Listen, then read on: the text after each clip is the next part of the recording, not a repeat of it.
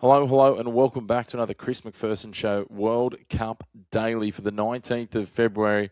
And it's fair to say the overnight action was pretty much on script, with all the four member nations getting the job done against the associates.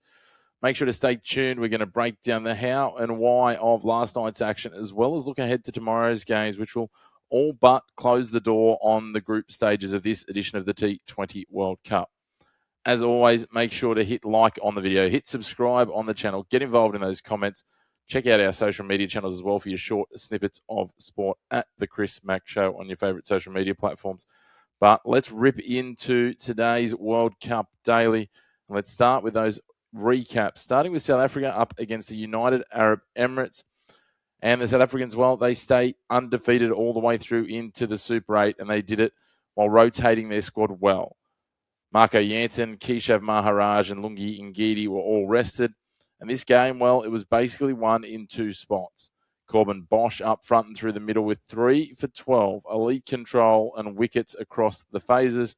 And Arnrik Nortje cleaning up late, 2 for 28, getting the key wickets of Syed Haider and Alishan Sharafu when the UAE were trying to scramble and re-establish a total. On that UAE innings, well, there was some early intent, as there has been all tournament, from Mohammad Wasim, but George Linder pinned him and set the tone. Sharafu top scored with 45, but the UAE just couldn't find consistent support for him. Too many batters stuck in those low single digits to teens as well. A number of them 13 or less before they got out. It was a tacky Delhi deck, and South Africa worked out that short of a length was the money zone, and the UAE just could never respond and adjust. The one warning sign, if you are a South African fan, 4 dropped catches. Fortunately for them, they were miles better than the UAE still, so they waltzed into that Super 8s, but that is the kind of stuff that will bite you in the backside come those Super 8s. In terms of the chase, Aiden Markram basically burst the game open in the power play with a rapid start. Ryan Rickelton and DeWalt Brevis kept it tidy, and South Africa got it done with a fair bit of comfort and no real sweat. Second up, we've got Pakistan and Namibia, and Pakistan 199 for 3, Namibia 97 all out. This was Pakistan's no messing about statement game. Pressure on, and they responded with their most complete performance thus far of the tournament. The hero with the bat, Sahibzada Farhan, 100 of 58. The key detail, his acceleration was savage. His second 50 came off just 20 deliveries. And that line says it all. Farhan made more runs than Namibia's entire team. Outside of Farhan, the innings had a slightly scrappy early feel, then it clicked. Once Farhan got a look at the spinners and found his slog sweep range, the scoreboard got ugly fast. Salman Aga chipped in with 38 to keep some momentum through the middle. And Shadab Khan was promoted and played the late overs chaos role he does so well, helped blast them to the finish, and then backed it up with the ball. In terms of Namibia's chase, well, they threatened very, very briefly in the power play.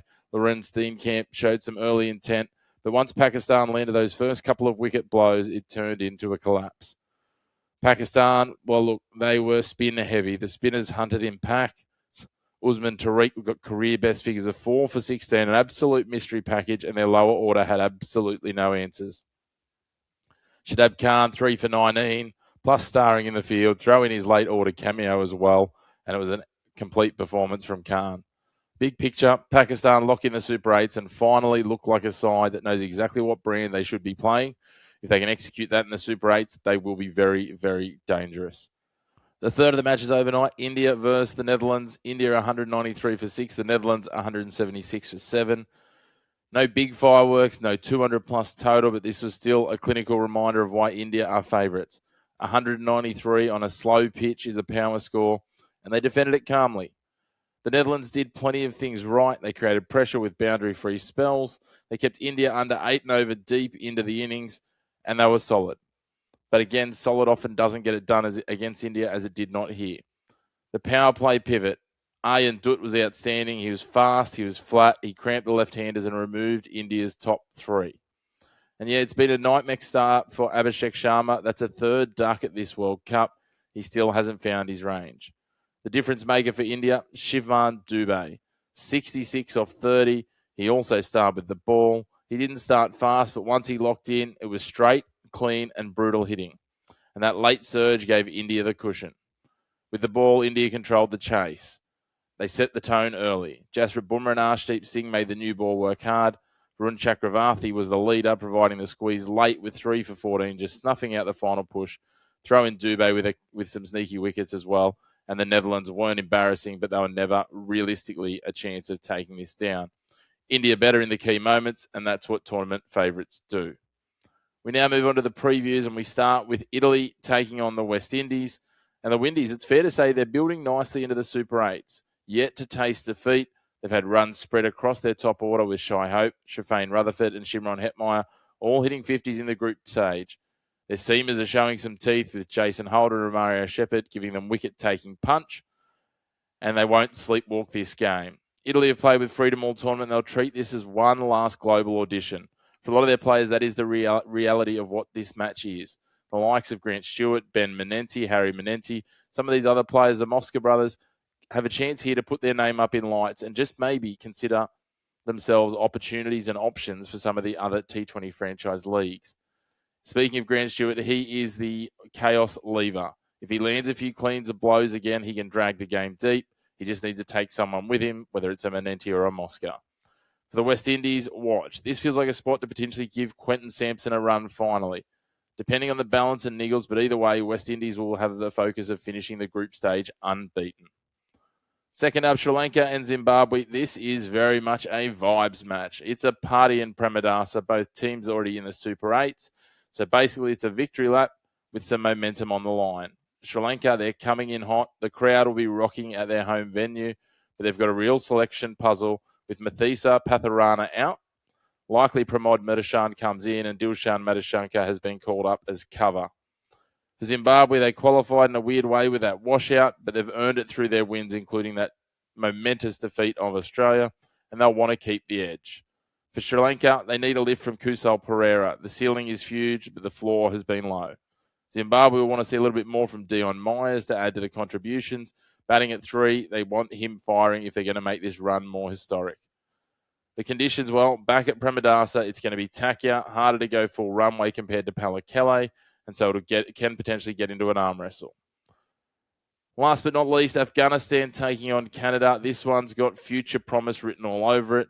Both these sides just playing for pride and trying to chalk a win to close out their tournament. Afghanistan are out of action, but these games often hint at the next cycle, especially with someone like Mohammad Nabi well and truly in the veteran bracket right now. And Canada, as I said, they want one last result to validate what's been a spirited campaign but hasn't left them with much to show for it. For Afghanistan, the spotlight very much on Ramanullah Gabaz, still carrying the pain of that near miss. A statement innings here would absolutely matter and solve some of those issues from that South Africa loss. For Canada, the spotlight, Nanveet Dalawal plays his last match for Canada. There'll be emotion and he'll want to leave on the right note. In terms of the match, Chennai at night means dew could matter. The toss and chasing comfort might be huge. Well, that's your 19th of February World Cup Daily Dose. Recaps, previews, and all your key talking points. A big thanks for tuning in. If you haven't already, subscribe, like, and drop a comment. Share it with your cricket mates too. Let them know this is the home to find all their cricket news across the remainder of the World Cup. And for all those extra clips and updates, you can find us on Instagram, TikTok, Facebook, and X at The Chris Mack Show. But until next time, signing out. A big thanks for tuning in to your home of the Black and White of Sports. No grey opinions here.